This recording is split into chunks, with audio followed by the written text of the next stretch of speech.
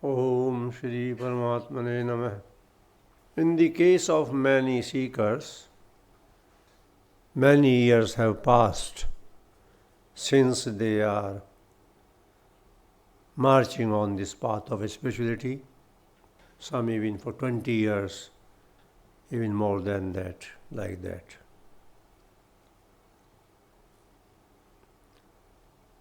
The seekers must also see what changes they find in them during this period. That is also necessary. They should try to find out if there are some changes or not in their life, practical life.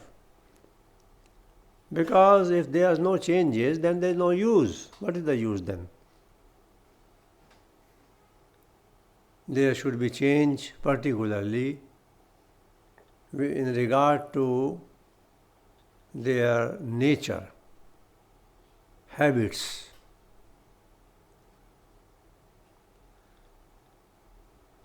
Things which are not positive for the spiritual evolution should be given up. So the seeker should see whether they have really given up or not. For example, many seekers used to drink, or they were not vegetarians. They should see their progress in that respect. Because as I explained the other day, there are negative things which slow down and even in a way stop us from proceeding towards our aim. So like that they should go on checking like that. It's a matter of changing the nature, your own nature. Some followers of the path even make a chart and write down there what are the negative things which they find in their life. And then they see to what extent they are giving them up, leaving them. One of the books I read in my young age was regarding autobiography by the name was just coming to my mind, and as soon as I thought I should speak out the name, it has gone out. I'm getting old. Everybody does. Everybody has to become old. There's no option. Benjamin Franklin was his name. Benjamin Franklin. It has come.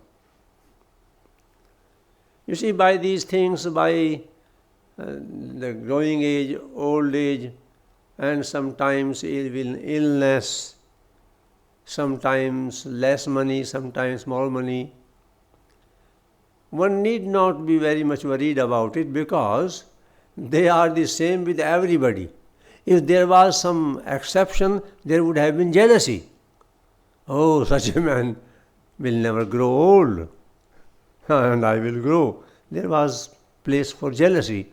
But when all have, then it is the same.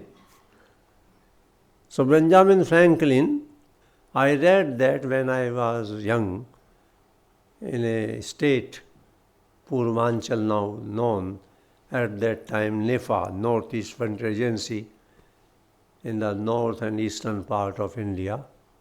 I happened to be there in my young age. So I got that book there. He had written, these are the wrong things in him, and then every 15 days or monthly he will see to what extent he was successful in leaving them. This is a suggestion I made earlier also once. Even a great man like Mahatma Gandhi here in India, in his own autobiography, in the beginning he has given the description of some wrong habits he had. And later on he gave them up and became such a great man. Who could guide the citizens of the whole world in a way? I don't mean you become a guide for that, but you become your own guide, not for others. These are the blocks inside which stop us, nothing else. They are to be removed. And this matter of changing habits is not easy. As the saying goes on, old habits die hard. You try, but again the same thing. Many times it happens that even after a long time and effort after a long time, as soon as the circumstances favorable for that bad thing are around you, you again go to the same path. One might have given up drinking. But then old friends sometimes come and they say, oh, let us today.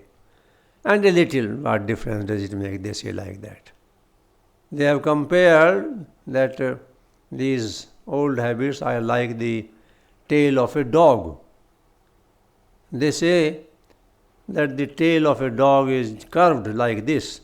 You put for 12 years in a straight jacket, something like that, straight some instrument or something like that, and even after 12 years, as soon as you remove it, the covering, it is again like that.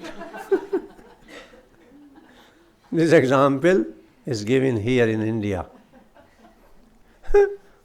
This happens like that.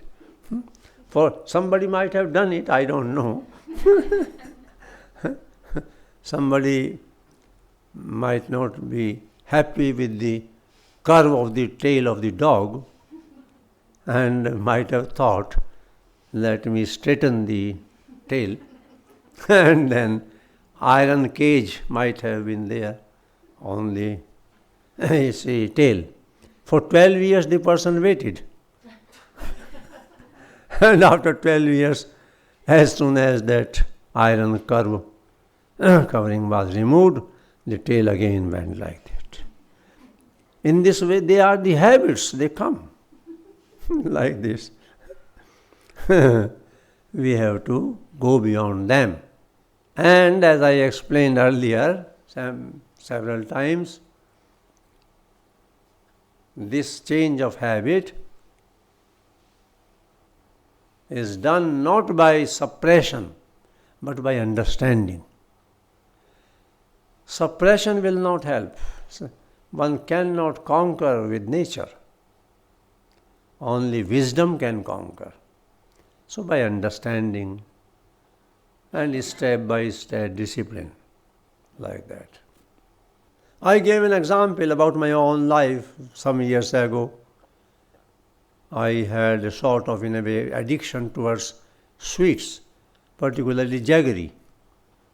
In the village I was born, and in our own home, agriculture was the profession, and we used to produce jaggery.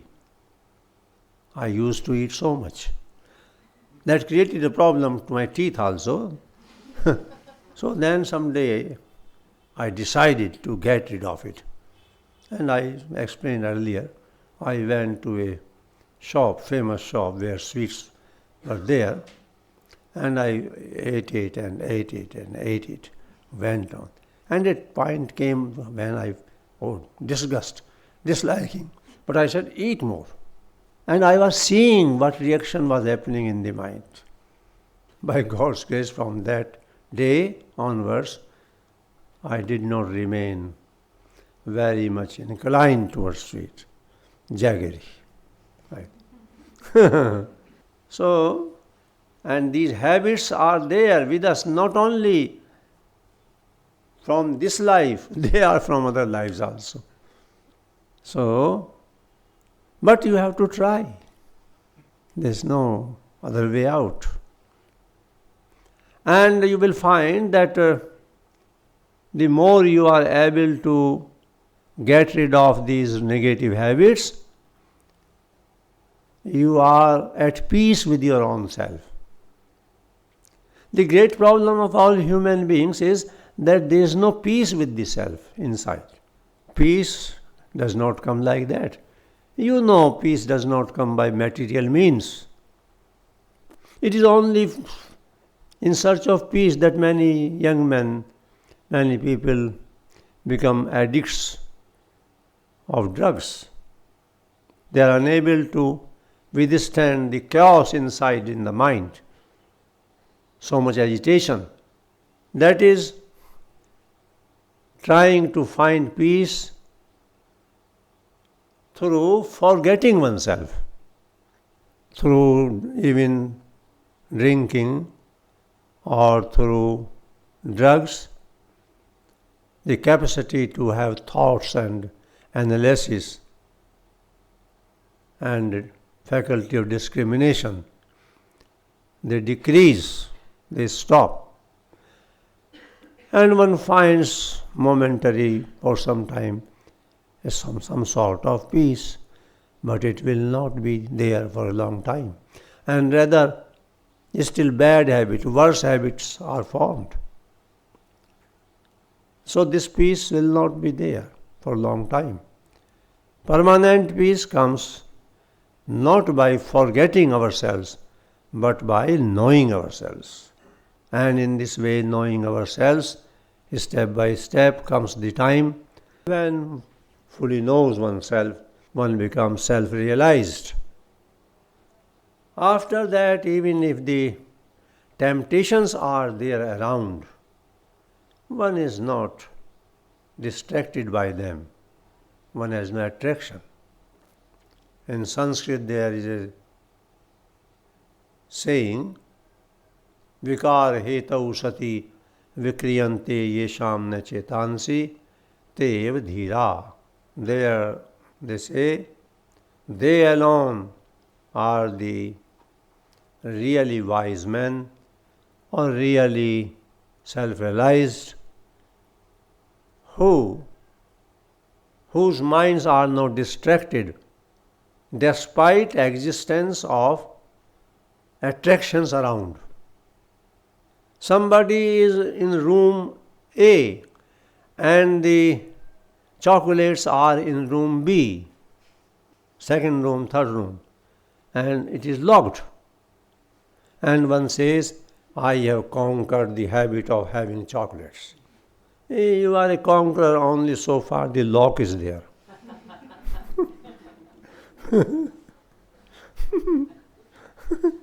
A great conqueror you are.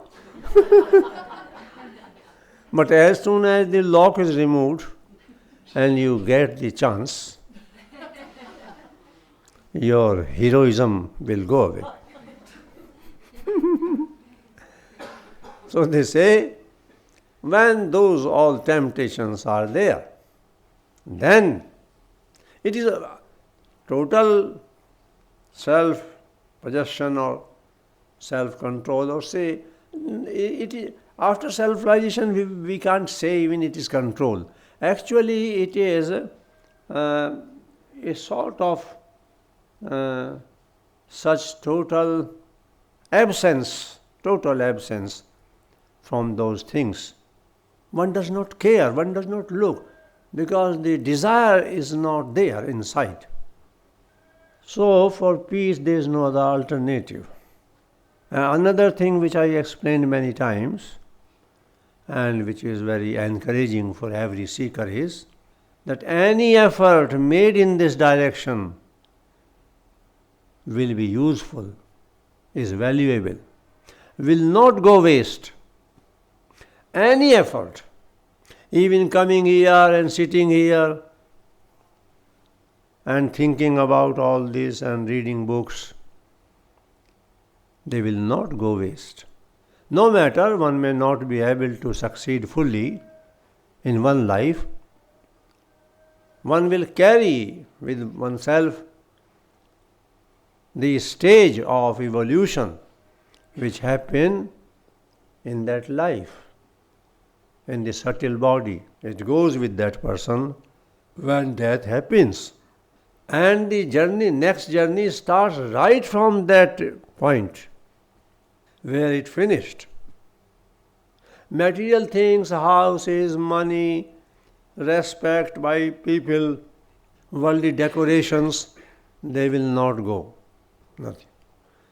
But the inner condition, that our stage which we have realized, which has become our own stage, it will be there of the subtle body, Jivatman. So, Atma is always free of every bad thing. There is nothing wrong. There is no place for any darkness in Atma. Jivatma, that is the limited part, in a way, of that infinite, unbound truth known Atma or God, which is considered by the individual as his own or her own existence, is limited and carries with it ignorance in several forms. It is the gradual purification of that. Impurity does not happen in Atma, in a spirit. Impurity happens in the subtle body, Suksham Sharir. Three bodies are there. One is physical one, another the subtle body, another the causal. So, whatever may be the stage of the person at the time of physical death, that will be there with him or her. There is no place for any loss in this journey. Swalpamapi asya dharmasya trayate mahto bhayat. The Lord in the Bhagavad Gita has said, even the little in this direction done saves us from great problem, great element of fear. So it is for that purpose that you assemble every year here. Sometimes some people say that every year, in a way, he goes on saying the same thing. In different words sometimes. I say, yes. What else should I say? And I say, yes, I was saying the same thing 20 years ago, the same thing now. I will continue to say till end, the same. Why? Because it is not a matter of information from me that you gather. It is a matter of your transformation. You become like that.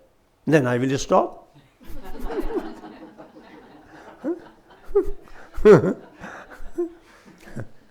There, in the evening satsang, several times I explained, there is always a gap between knowing and being. Janana or hona. Being means be, like that. There is a gap.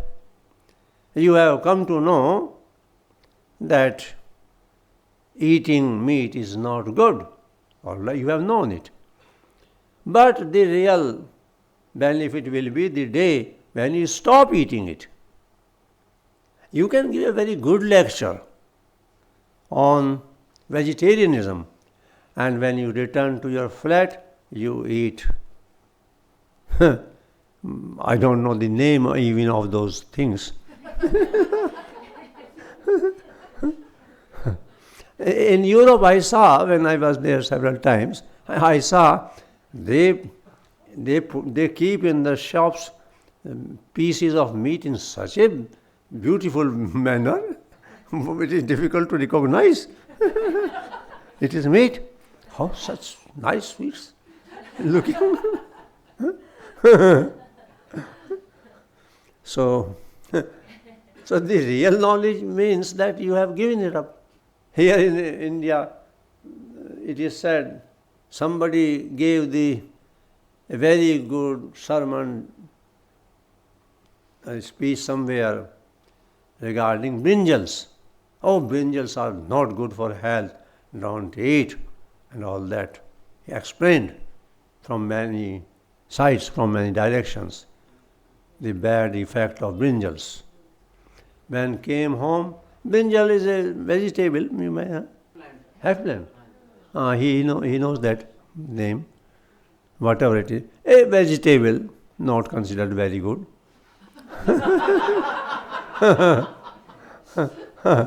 So a speech was given by somebody. And when he came back, he said to his wife, prepare brinjal. The wife said, but you are speaking there for 1.5 hours against it. He said, it was for that. My speech was there, here they are quite nice, and he was having the habit like that. So that gap between our knowledge and then our real existence should not be there. Right.